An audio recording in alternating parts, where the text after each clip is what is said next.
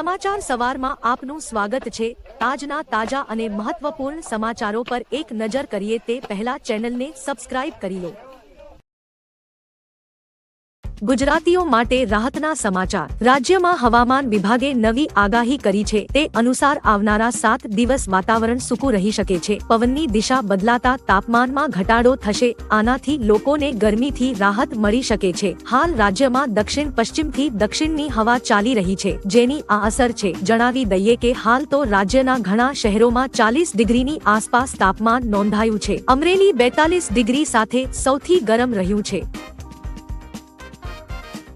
ગુજરાતની 26 લોકસભા બેઠકોમાં 404 થી વધુએ દાવેદારી નોંધાવી। ચૂંટણીમાં ઉમેદવારી ફોર્મ ભરવાના છેલ્લા દિવસે અર્થાત શુક્રવારની બપોરે 3 વાગ્યા સુધીમાં 26 લોકસભા 227 જેટલા ઉમેદવારોએ ફોર્મ ભર્યા હતા। આ સાથે જ ચૂંટણીમાં 404 થી વધારે ઉમેદવારોએ દાવેદારી કર્યાનું જાણવા મળ્યું છે। ફોર્મ ભરવાની પ્રક્રિયા બાદ હવે ગઈકાલે ઉમેદવારી પત્રોની ચકાસણી થઈ હતી। ઉમેદવારી આવતીકાલે સોમવારે બપોરે 3 વાગ્યા સુધીમાં ફોર્મ પરત ખેંચાયા બાદ સ્પર્ધામાં રહેલા ઉમેદવારોનું ચિત્ર સ્પષ્ટ થશે। રાજ્યભરમાં ભાજપનો વિરોધ થશે। અમદાવાદમાં રાજપૂત સંસ્થાની સંકલન સમિતિની બેઠક યોજાઈ હતી। પછી પ્રેસ કોન્ફરન્સમાં ક્ષત્રિય આગેવાનોએ જણાવ્યું કે રાજપૂત સંકલન સમિતિએ રાજ્યભરમાં ભાજપનો વિરોધ કરવાની રણનીતિ બનાવી છે। કરણસિંહ ચાવડાએ કહ્યું કે અમે ઓપરેશન ભાજપ શરૂ કર્યું છે। દરેક જિલ્લા મથક પર ક્ષત્રિય મહિલાઓ પ્રતીક ઉપવાસ કરશે। 7 મે સુધી એક દિવસના પ્રતીક ઉપવાસ ચાલશે। 22 એપ્રિલથી ધર્મ રથની શરૂઆત થશે। પાલનપુરની ધાનવી એન્ટરપ્રાઇઝમાં ખોરાક અને ઔષધ નિયમન તંત્રએ દરોડા પાડી ₹17 લાખની કિંમતનું શંકાસ્પદ ઘી જપ્ત કર્યું। ખોરાક અને ઔષધ નિયમન તંત્ર ગાંધીનગરની ટીમે બનાસકાંઠા જિલ્લાના પાલનપુર ખાતેની ધાનવી એન્ટરપ્રાઇઝમાં દરોડો પાડીને ₹17 લાખની કિંમતનું 2749 લીટર શંકાસ્પદ ઘીનો જથ્થો જપ્ત કર્યો છે। ધાનવી એન્ટરપ્રાઇઝમાં શંકાસ્પદ ઘી બનાવવામાં આવી રહ્યું છે, જેના આધારે ટીમે ધાનવી એન્ટરપ્રાઇઝના માલિક હિતેશ મોદીની હાજરીમાં રેડ પાડી હતી। ભેળસેળ જણાતા પેઢીને ₹21 લાખનો દંડ ફટકારવામાં આવ્યો હતો। ગોંડલ માર્કેટિંગ યાર્ડમાં 8000 બોક્સ કેસર કેરીની આવક। એક બોક્સનો ભાવ 700 થી 1700। કેસર કેરીનું માર્કેટમાં આગમન થઈ ગયું છે। ગોંડલ માર્કેટિંગ યાર્ડમાં છેલ્લા 3 દિવસથી 8000 બોક્સની આવક થાય છે। કેરીની ક્વોલિટી પણ સારી છે અને ફળ પણ મોટું છે। કેસર કેરીના 10 કિલોના એક બોક્સના ₹700 થી લઈને ₹1700 બોલાયા હતા। એટલે કે કિલોના ભાવ જોઈએ તો કિલોના ₹70 થી લઈ 170 સુધી છે। પરંતુ આ યાર્ડના ભાવ છે। સ્થાનિક બજાર આ કેરી જાય એટલે ભાવમાં વધારો થવાની પૂરી સંભાવના છે। એટલે કે સૂટક બજારમાં આ કેરી 200 થી 300 પ્રતિ કિલોના ભાવે મળવાની પૂરી સંભાવના છે।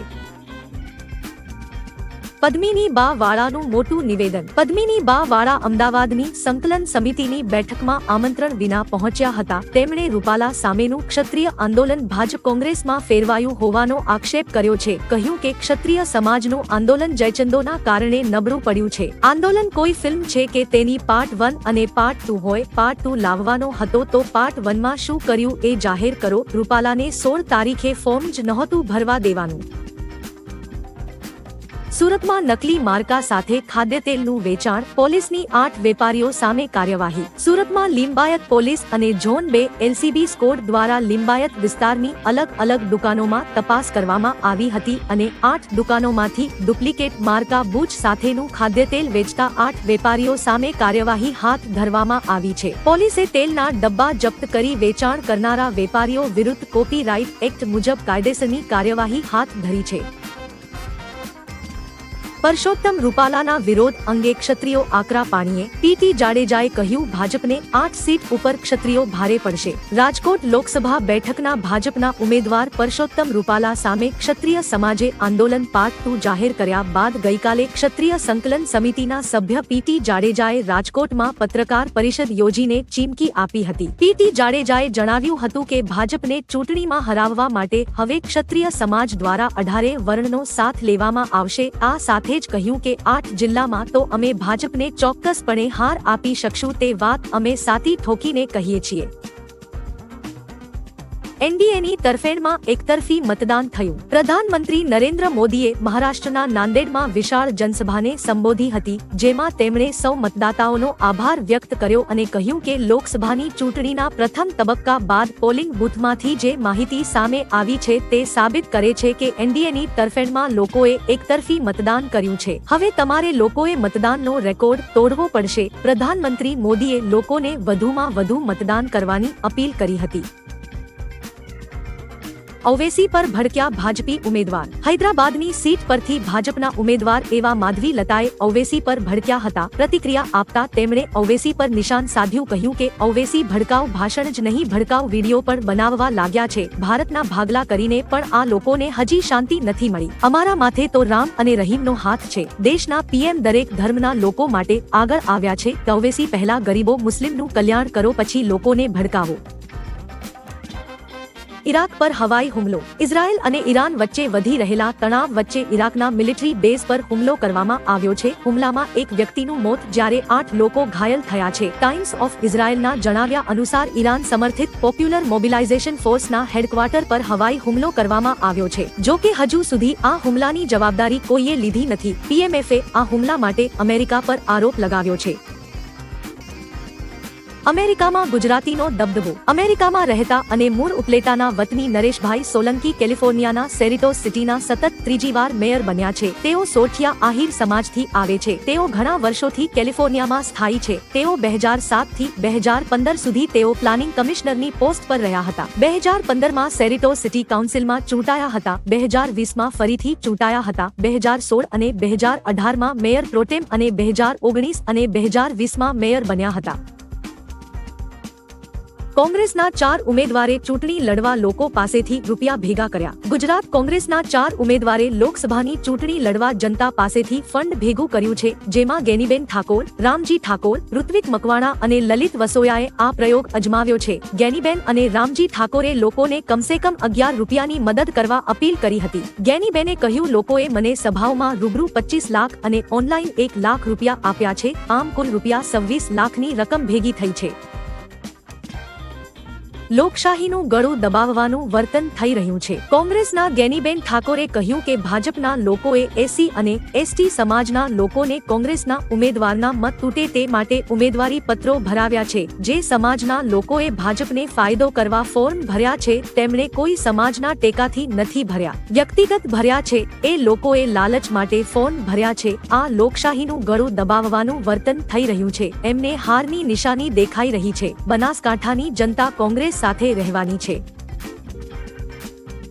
શરાબ કૌભાંડ બીજેપી એ કર્યું છે. આપના સાંસદ સંજય સિંહે બીજેપી પર ચોંકાવનારો આરોપ લગાવ્યો છે. તેણે કહ્યું કે શરાબ કૌભાંડ બીજેપીએ જ કર્યું છે અને તેનો ખોટો આરોપ આપ પર લગાવી રહી છે. આ કૌભાંડ આપે નહીં પણ બીજેપીએ કર્યું છે. ભાજપે શરતચંદ્ર પાસેથી કરોડો રૂપિયાનું ડોનેશન લીધું. આ બાબતની તપાસ કેમ નથી થતી? આ કેસમાં શરતચંદ્રની પૂછપરછ કેમ નથી થઈ રહી? સંજય સિંહે કહ્યું કે આપ વિરુદ્ધ બદલાની ભાવનાથી કાર્યવાહી કરવામાં આવી રહી છે.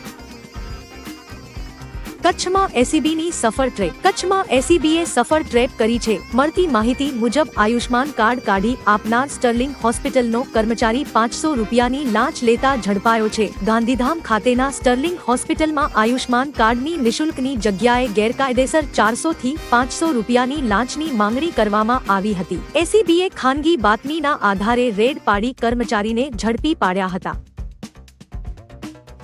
ભારત સાથે દુશ્મની કરવી આ દેશને ભારે પડી. ભારત સાથેના સંબંધો બગાડ્યા બાદ માલદીવને મોટું નુકસાન થયું છે. આ વર્ષના પ્રથમ 3 મહિનાના ડેટા અનુસાર માલદીવ જનારા ભારતીય પ્રવાસીની સંખ્યામાં મોટો ઘટાડો થયો છે. આંકડાઓ અનુસાર વર્ષ 2023 જાન્યુઆરીથી માર્ચ વચ્ચે 56,000 ભારતીય પ્રવાસીએ માલદીવની મુલાકાત લીધી હતી, જ્યારે 2024માં આ સંખ્યા ઘટીને માત્ર 35,000 થઈ છે. માત્ર 3 મહિનામાં 38% મોટો ઘટાડો નોંધાયો છે. ચીન રશિયા અને યુક્રેન યુદ્ધનો ફાયદો ઉઠાવી રહ્યું છે. રશિયા અને યુક્રેન યુદ્ધમાં ચીનની દખલગીરી પર G7 દેશોએ નારાજગી વ્યક્ત કરી છે. G7 સમૂહે ચીનની કંપનીઓ દ્વારા રશિયાને યુક્રેન વિરુદ્ધ શસ્ત્રો અને અન્ય સામગ્રીઓ વેચવા પર ઠપકો આપ્યો છે. ઇટલીમાં આયોજિત G7 કોન્ફરન્સમાં યુએસ સ્ટેટ સેક્રેટરી એન્ટની બ્લિકને કહ્યું, તમામ દેશોએ ચીન પર દબાણ વધારવું જોઈએ કે તે રશિયાને હથિયારોની સપ્લાય ન કરે. ચીન પોતાના ફાયદા માટે રશિયાને મદદ કરી રહ્યું છે.